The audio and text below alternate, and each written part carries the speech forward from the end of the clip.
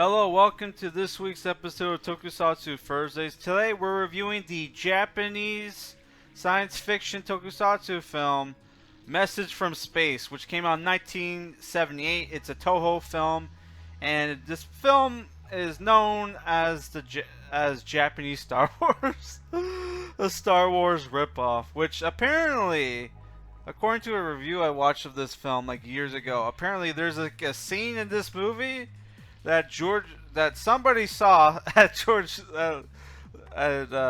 Lucas Ranch or something, and that they took it and used it for like the Emperor Strikes Back. I don't know if that's true, but that's something I've heard that this movie started off as a Star Wars ripoff, only for Star Wars to later rip it off for the second movie. I don't know if that's true. That's something I heard.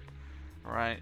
So the movie is directed by Kinji Fukasaku, who I think I'm pretty sure he directed the first Battle Royale film, and he directed a lot of the I think it was like Toho's like Yakuza films, like the New Battles Without Honor and Humanity series, right, which are all on Tubi for you guys to watch.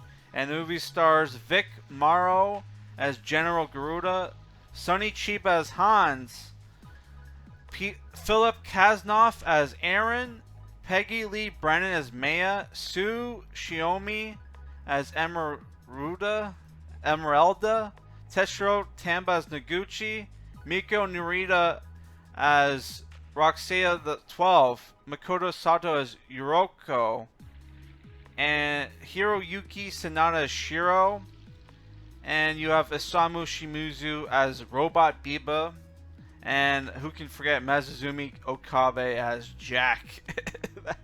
Jack, that piece of crap. And I should mention, the movie was written by none other than Shotaro Ishinomori, the creator of Kamen Rider and Super Sentai. Or at least the first two seasons. Right, so, yeah. This movie... Wow.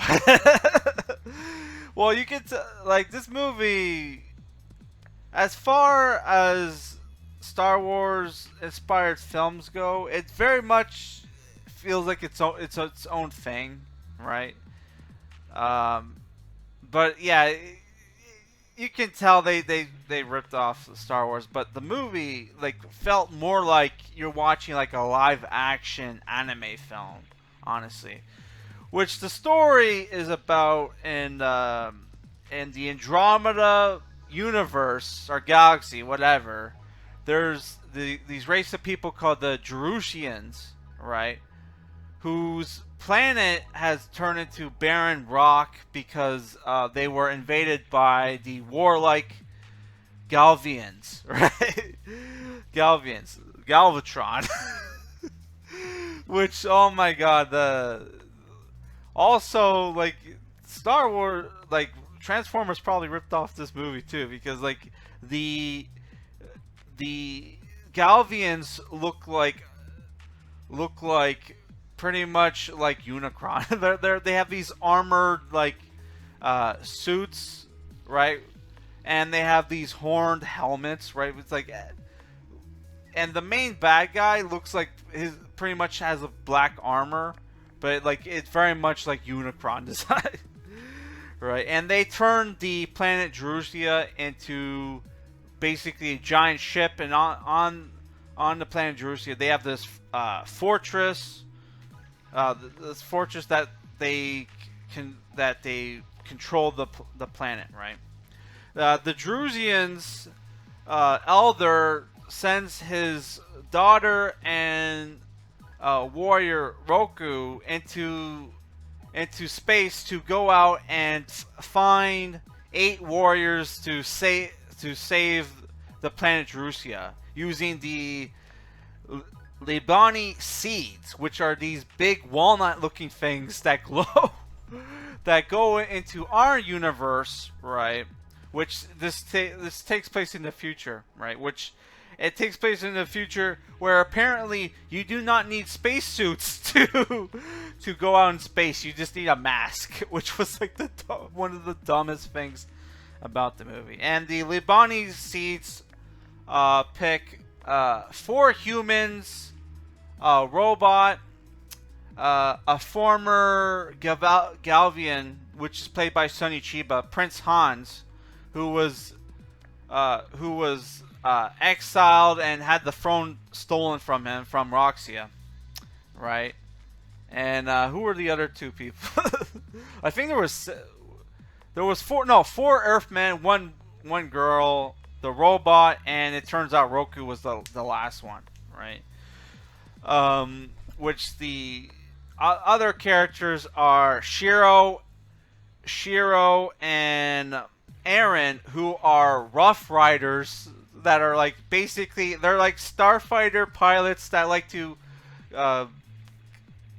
like go into like to space to like basically joyride and get into like police chases with the space patrol, right? And they have a friend, Jack, who's like a Yakuza gangster who lends them money to fix their ships that they trashed, right? In a scene that reminded me of the droid, what was it called? The pod racing scene from Phantom Menace, man, where they're piloting their ships through a canyon to avoid like getting chased by the space patrol, right?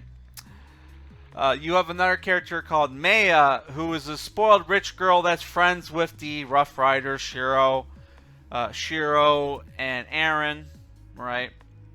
And you have the last character, General Gruda of the United Earths Federation Space Force, who gives his robot a funeral by sending it to space, and the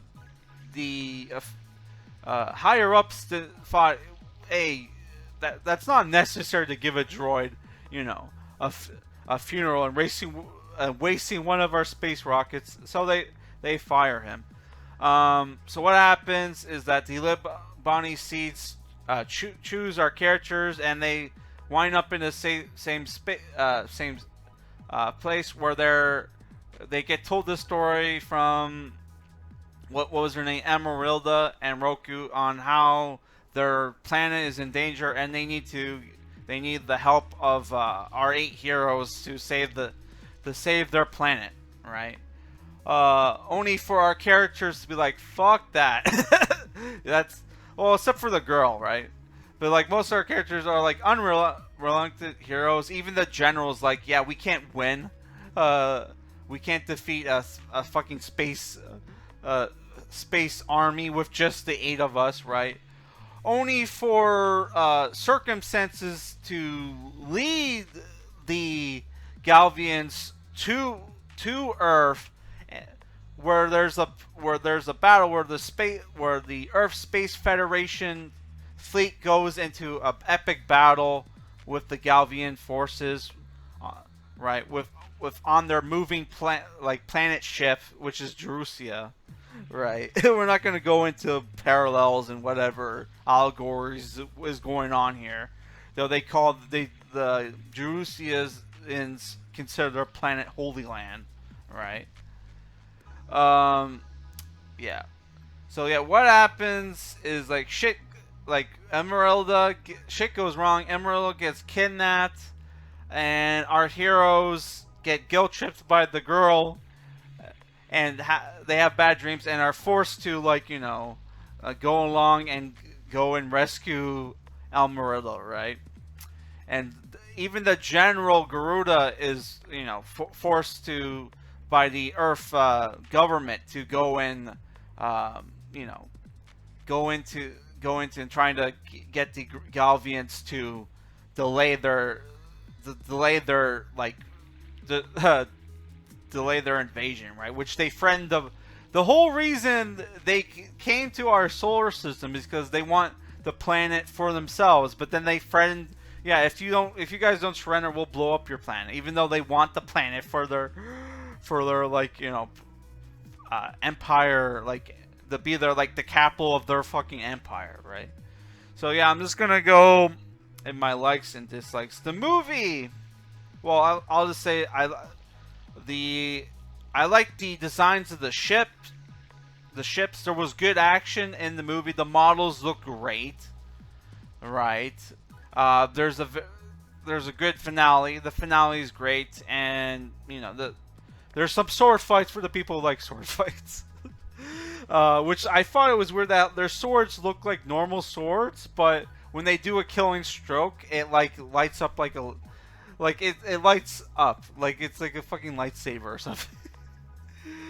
Right. Oh, and apparently, Sonny Chiba, even though he got top billing in the movie, Sonny Chiba's barely in the movie, and that's apparently he broke his leg, which in a scene that's very, because didn't like Harrison Ford break his ankle or something on a sliding door? Here, there's a scene where Sonny Chiba goes to chase after the mother of the Roxia, right? Who killed his parents, and she goes through this passageway, and this door slides behind her, and he tries to slide under there, only for it to close. I think that's I could be wrong, but I think that's the scene where he broke his leg. I'm not 100% sure, right? Okay, now I'm gonna go in my dislikes. The movie's a little long, and the movie's slow at first, right? And the dub, because the movie had like a mix of like Japanese and English cast, so there's like all the Japanese characters are like dubbed, and the dub is not great, and the dialogue isn't great either. And the movie, like I said, is a little slow, but overall, for what the movie is, I think it's a great film, right? And it's like, honestly, like I would almost watch this movie like over like A New Hope, which New Hope is a great movie, but it's like, action wise doesn't have a lot of action. Where this movie had a lot of action, and I thought like it was pretty cool that they took the Maya's ship and basically combined it with the two fighters of the other characters, right? So their ships can dock and like dock with her ship and then like separate, right? Which they use to sneak onto the planet because they apparently the radar, the Galvian's radar thought like, oh, a fucking meteorite crash, and that's why it showed one thing and then it showed it split into different pieces. So it's like, that's how they were able to sneak on, right? Yeah, I don't know. I like the movie and I would totally recommend it. So yeah, 7 out of 10. Who knows what I'll review next week? I don't even know. So check it. Peace and yeah, have a good weekend.